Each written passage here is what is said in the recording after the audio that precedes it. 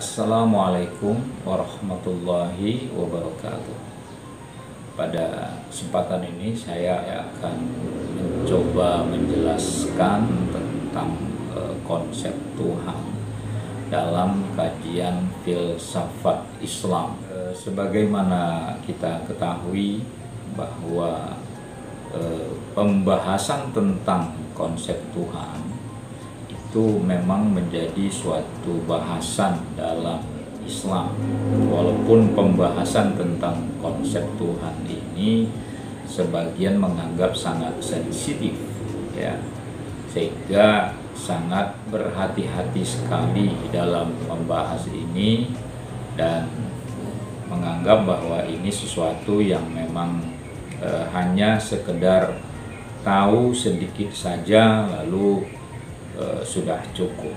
Tapi sebagian lagi menganggap bahwa konsep Tuhan itu ya memang kita pelajari, bahkan di dalam ilmu usuluddin, ilmu tauhid atau teologi itu mengkhususkan pengkajian tentang Tuhan sebagai pencipta alam ini dengan nama-nama dan sifatnya, dan melihat tanda-tanda kebesarannya. Lalu pembahasan tentang ini selalu akan menarik untuk dibahas. Saya coba menjelaskan pada pembahasan kali ini bagaimana sesungguhnya mengetahui, ya, konsep Tuhan dalam kajian filsafat. Karena Tuhan, alam, dan manusia, tiga hal yang menjadi titik fokus dari filsafat. Sehingga kalau kita sebagai manusia ingin mengetahui sifat Tuhan, ingin mengetahui kekuasaan Tuhan, tanda kebesaran Tuhan, maka tentu filsafat adalah salah satu ilmu yang bisa membantu kita untuk mendapatkan sedikit pemahaman dalam memahami sang pencipta alam semesta ini. Pada dasarnya, kalau kita lihat kembali dalam sejarah peradaban manusia, pembahasan konsep tentang Tuhan itu sebenarnya bisa kita lihat pada catatan Al-Quran atau penjelasan Al-Quran dalam memberikan keterangan kepada kita bahwa Nabi Ibrahim alaihissalam pernah melakukan itu. Ketika ia diasingkan oleh ibunya dari kekuasaan raja yang semena-mena saat itu, Namrus, Ibrahim tinggal sendirian di tempat yang terpencil, masih anak-anak, dan dia mencoba melihat apa sih Tuhan itu, di mana sih Tuhan itu, seperti apa sih Tuhan itu, layaknya pemikiran anak kecil yang ingin mengetahui keberadaan Tuhan. Lalu ia melihat fenomena, ada bintang, ada bulan, ada matahari. Lalu dia satu persatu dia tunjuk sebagai Tuhan, namun pada akhirnya tumbuh hilang berganti, ya, karena bintang dilihatnya siang pagi, sudah pagi menjelang siang sudah nggak terlihat.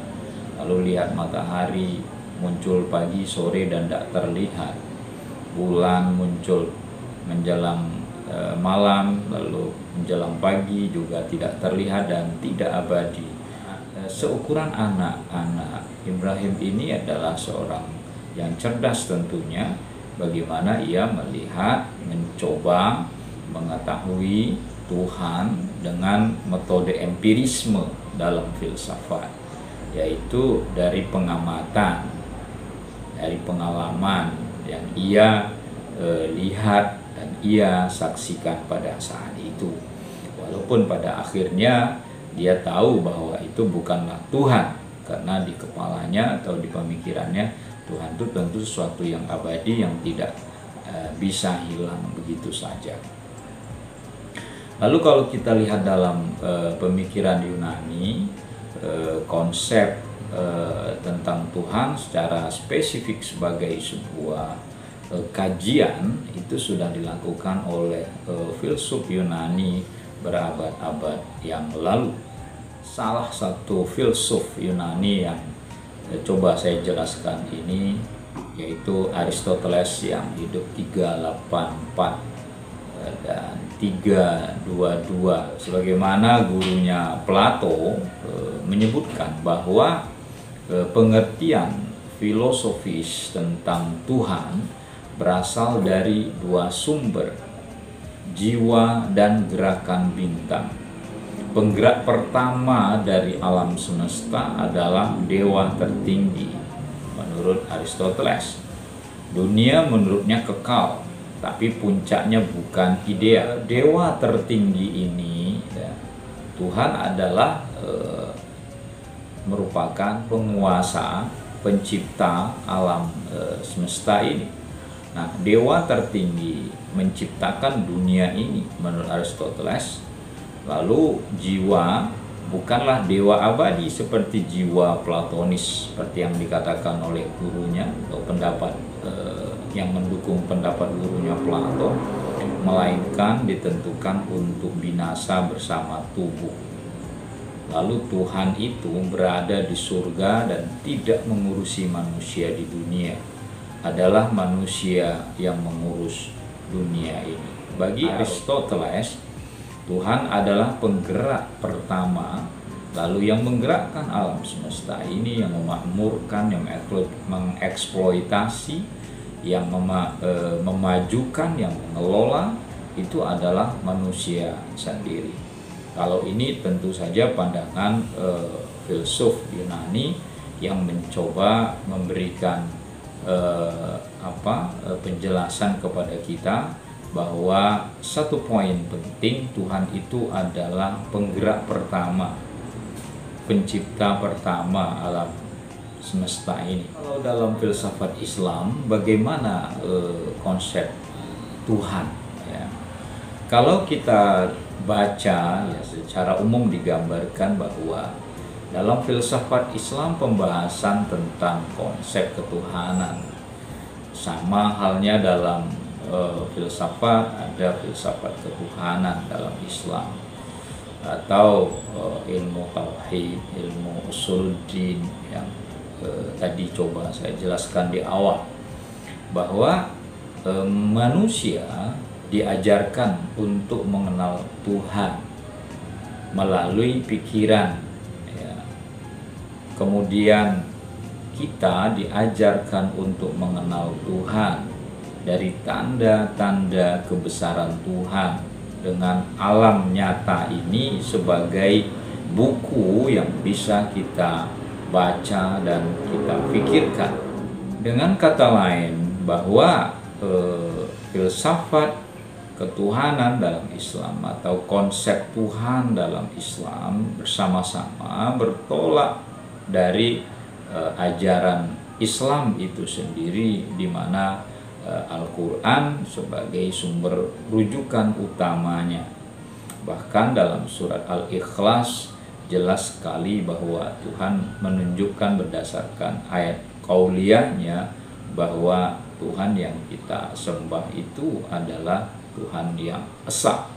Nah, antara pemikiran dan antara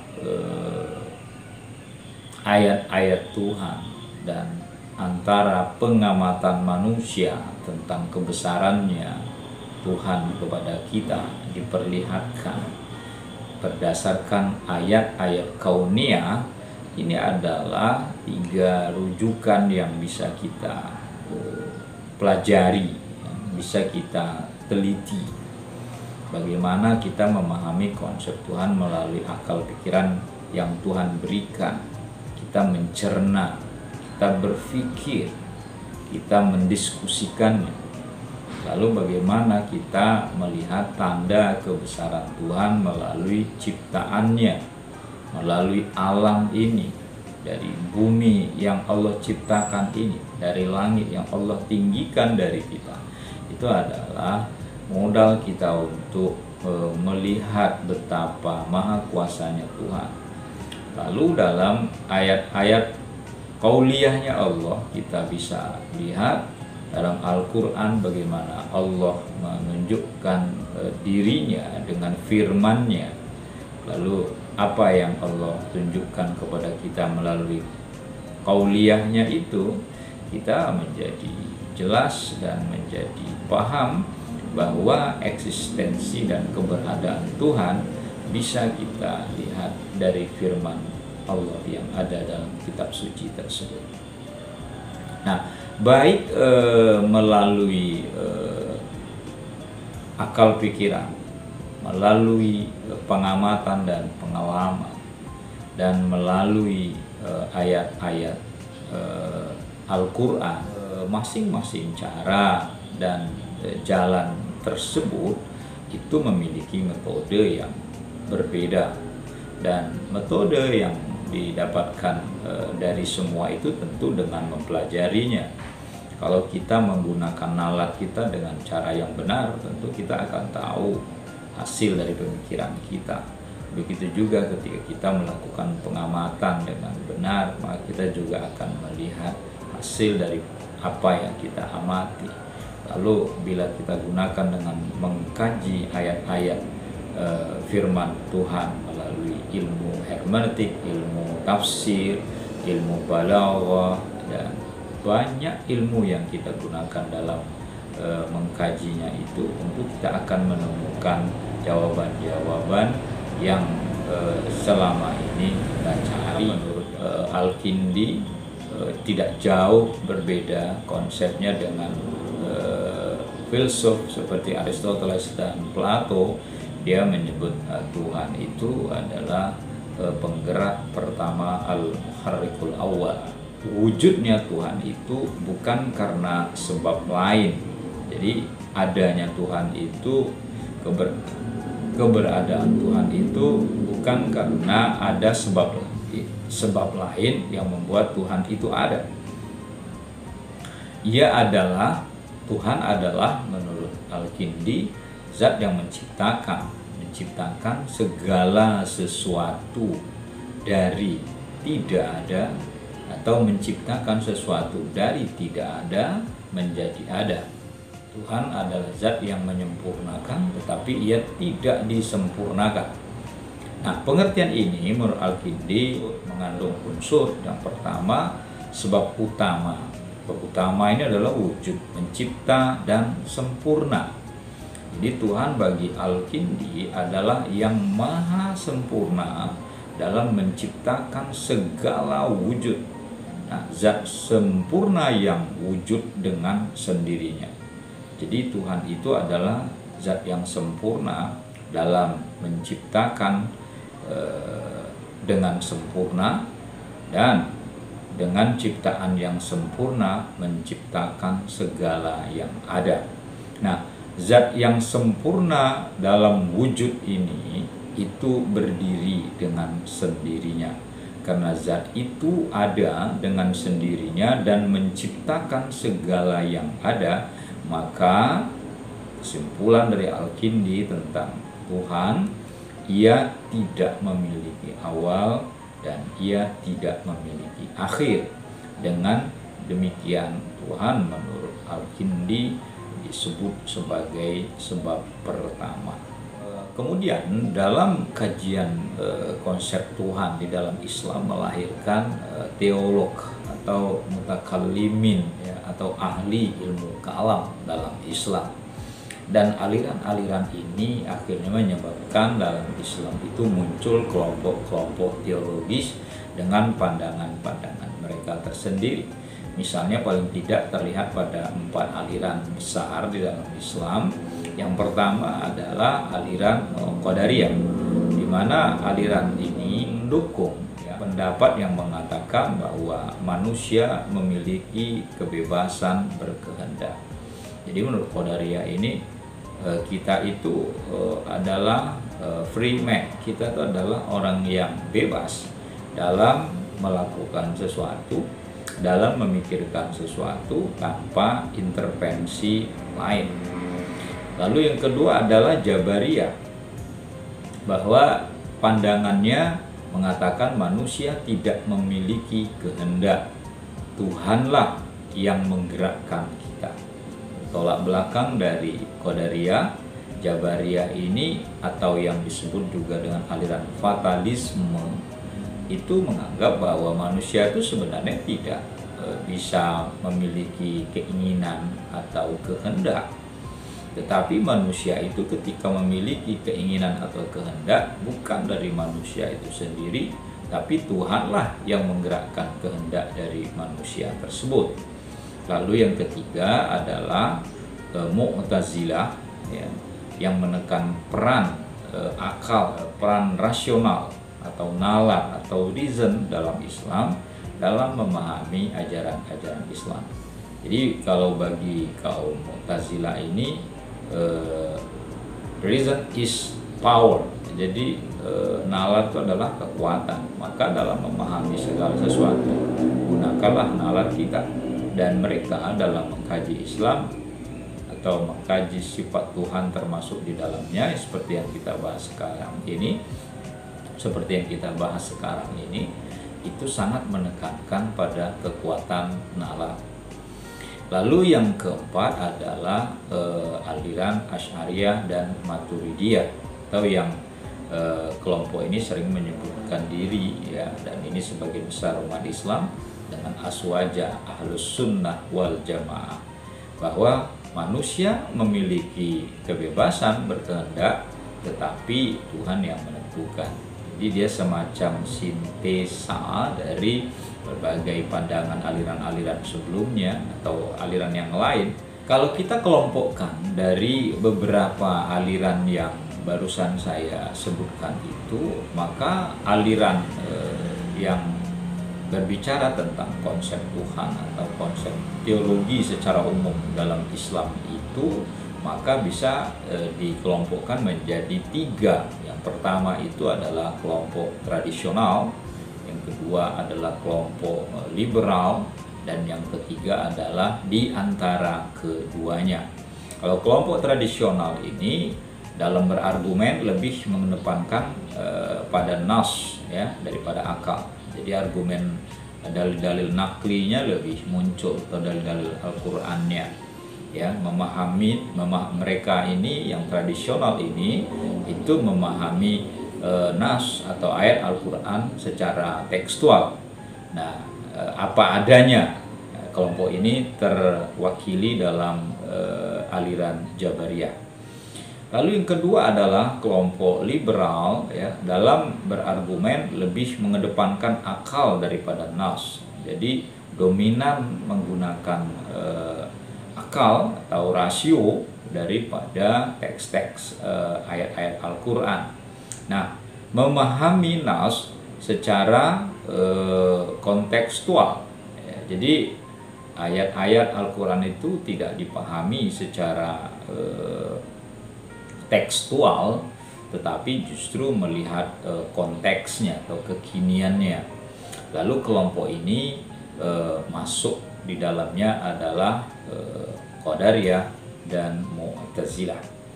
Nah, lalu yang ketiga adalah berada di antara keduanya, atau tadi sudah saya singgung, kelompok yang mensintesakan dua pandangan sebelumnya, antitesanya Jabariyah, antitesanya Qadariyah itu, sehingga kelompok yang ketiga ini berada di antara tradisional dan liberal.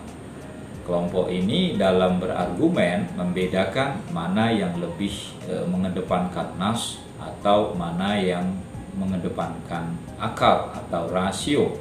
Nah, memahami nas dibedakan ayat-ayat yang muhkamat dan mutasyabihat. Kalau ayat yang jelas dasar hukumnya atau sudah pasti, nah itu dibedakan dengan ayat-ayat yang masih menimbulkan perbedaan atau belum ada kejelasan, atau disebut juga dengan ayat-ayat yang mutasyabihat, yang perlu pendalaman dan pemahaman yang lebih komprehensif. Nah, kelompok inilah yang di dalamnya ada kelompok Asy'ariyah atau aliran Asy'ariyah dan Maturidiyah. Jadi 3 aliran, tradisional, liberal, dan yang ketiga, atau boleh dikatakan yang ketiga ini moderat. Kalau berada di antara keduanya ini kita sebutkan, bolehlah dikatakan aliran yang moderat. Maka inilah yang ada dalam ilmu kalam atau kajian konsep Tuhan dalam falsafah Islam. Demikian yang dapat saya aturkan, semoga ada manfaatnya. Assalamualaikum warahmatullahi wabarakatuh.